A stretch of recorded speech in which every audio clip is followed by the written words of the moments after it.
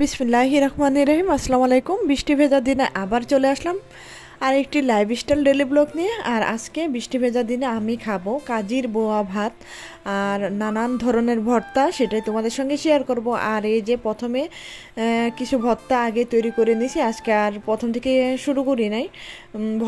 এই ভর্তাটা হলো কুমড়া পাতা ভর্তা, খুবই টেস্টি একটা ভর্তা বানিয়ে নিলাম। আর আগেই আমি যে ইলিশ মাছের মাথা লেজ ভর্তা বানিয়ে নিয়েছি আর চান্দা মাছ দিয়ে ধনেপাতা ভর্তা। তারপরে ভাবলাম যে একটু ভিডিওটা তোমাদের সঙ্গে শেয়ার করি। আজকে ব্লগটা বানাতে চাই নাই, তারপরও ভাবলাম একটু বানিয়ে নেই। আর কুরবানির মাংস কিন্তু খেতে খেতে বা কুরবানির মাংসর গন্ধ শুনতে শুনতে কিন্তু আর ঘরে ভালো লাগে না, তাই ভাবলাম আজকে ভর্তা দিয়ে ভাত খাবো। অনেক দিন যাবৎ খাওয়া হয় না। আর এই যে দেখো, এটা হলো কাঁঠালের বিচি, সিদ্ধ করে নিয়েছিলাম কাঁঠালের বিচি, ভর্তা তৈরি করে নিলাম এই শুকনা মরিচ রসুন পেঁয়াজ দিয়ে। আর এদিকে কিন্তু আমি কাজির ভাতের বোয়া ভাত রান্না করে নিতেছি। বিক্রমপুরের মানুষ কিন্তু আমরা কাজির ভাত খাই।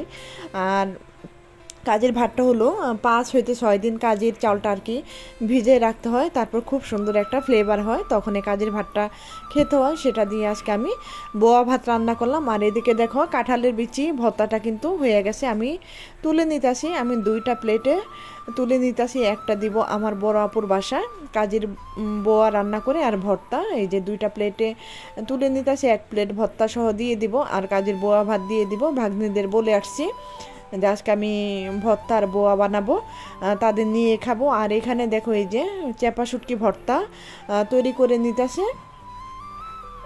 আর সব কিছু দিয়ে আমি কিন্তু টেলে নিছি, সেই ভর্তাটাও তৈরি করে পাটায় বেটে তারপরে নিয়ে নিতেছি। কেমন লাগলো ভিডিওটা তোমরা কমেন্ট করে জানাবে। আর যাদের ভালো লেগেছে তারা প্লিজ একটা লাইক দিয়ে যেও। যারা এই পর্যন্ত আছো তাদের তো অসংখ্য অসংখ্য ধন্যবাদ। আর আমি কিন্তু খুব ছোট ছোট ব্লগ নিয়ে এখন চলে আসি, তোমরা প্লিজ পারলে একটু আমাকে ওয়াচ টাইম দিও। আর এই যে দেখো, শুটকি ভর্তাটাও কিন্তু হয়ে গেল, চাপা শুটকি ভর্তাটা।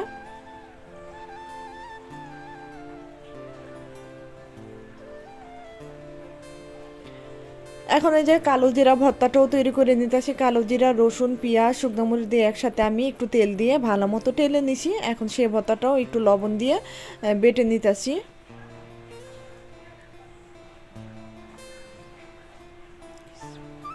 আর তোমাদের সবার কাছে অনুরোধ, যারা আমার চ্যানেলে আসবা স্পম কমেন্ট করবা না প্লিজ, যে আমার পাশে থেকো, কিবা এত নাম্বার লাইক দিয়েছি বা এত মিনিট ভিডিওটা দেখেছি, সেগুলো তোমাদের বলার কোনো দরকার নাই। এগুলো স্পম কমেন্ট হয় আর আমার চ্যানেলে খুবই খুবই ক্ষতি হচ্ছে।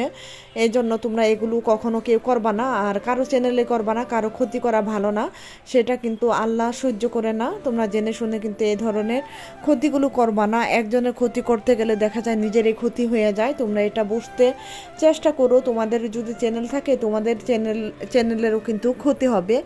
আর যতই বলি না কেন, এগুলো কেউ বুঝতেছে না।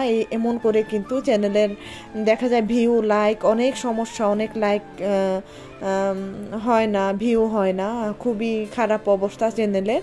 আর এদিকে কিন্তু আমি হাতে মেখে আলু ভর্তাটা তৈরি করে নিলাম, বিলাতি ধনেপাতা আর দিয়ে শুকনো মরিচ দিয়ে আর পেঁয়াজ ভাজা দিয়ে। আর তৈরি হয়ে গেল আমার ভর্তা রেসিপি।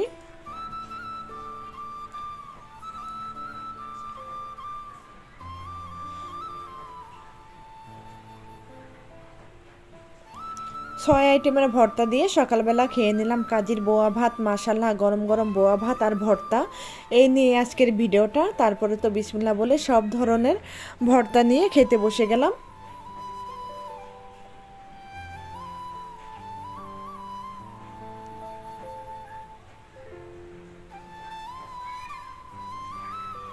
আমার আপুরা, তোমাদের কি জিভে জল চলে আসছে কিনা আর জানিও। যদি চলে আসে তাহলে আমার বাসায় চলে এসো, তোমার এই আপুর বাসায় দাওয়াত রইল সবার জন্য, দাওয়াত খেতে চলে এসো। আসলে আমি এভাবে আবার ভর্তা বানিয়ে কাজির বোয়া ভাত রান্না করে খাওয়াবো। আর অনেকে কাজির বোয়া ভাতটা চিনে না, এটা হলো বিক্রমপুরের সবাই খায়, সবাই চিনে। অনেক অঞ্চলে দেখি যে কাজির বোয়া ভাত বা কাজির ভাত খায়, অনেকেই চিনে।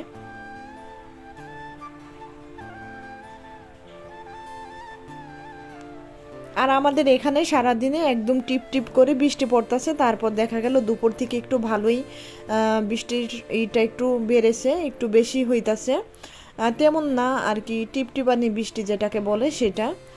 আর এই বৃষ্টিটা কিন্তু খুব ভালো লাগে। আর মাশাআল্লাহ ওয়েদারটা একদম ঠান্ডা হয়ে গেছে। আল্লাহর কি রহমতের বৃষ্টি, আর ওয়েদারটা কি ঠান্ডা। আল্লাহ যেমনই গরম দিছে আবার তেমনই ঠান্ডা লাগতেছে। এখন ফ্যান ছাড়লেও কিন্তু দেখা যায় ফ্যানের নিচে থাকা যাচ্ছে না, অনেকটা শীত লেগে যায় আর কি, শীত শীত লাগে, ঠান্ডা লাগে একটু বেশি।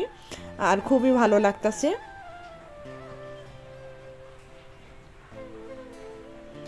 এই যে দেখো খাওয়া দাওয়া শেষ করে নিলাম। আর এই যে দেখো দুপুর থেকে শুরু হয়ে গেছে বৃষ্টি।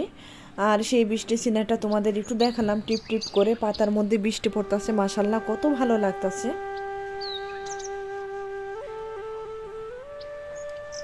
চলো তোমাদের একটু কাছে থেকে দেখাই যে এই পাতাটার মধ্যে যখন বৃষ্টির ফোঁটা পড়ে তখন খুবই ভালো লাগে। কচু পাতার মধ্যেও কিন্তু এইভাবে যদি বৃষ্টি পড়ে তাহলে কিন্তু অনেক অনেক ভালো লাগে। এই যে দেখো কত সুন্দর লাগতেছে।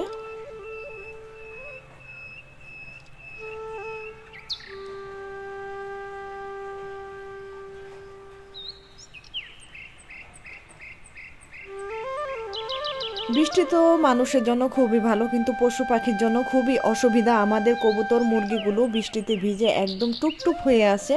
আর দেখা যাবে এখন অনেক বাচ্চা নষ্ট হয়ে যাবে, কবুতরের বাচ্চা। তারপরে মুরগিও অসুখ বিসুখ হয়ে যাবে, পশু পাখিরও অসুখ বিসুখ হয়ে যায় এই বৃষ্টিতে। তো আজকের মতো ভিডিওটা এখানে শেষ করবো। সবাই ভালো থাকবা, সুস্থ থাকবা, আল্লাহ হাফিজ।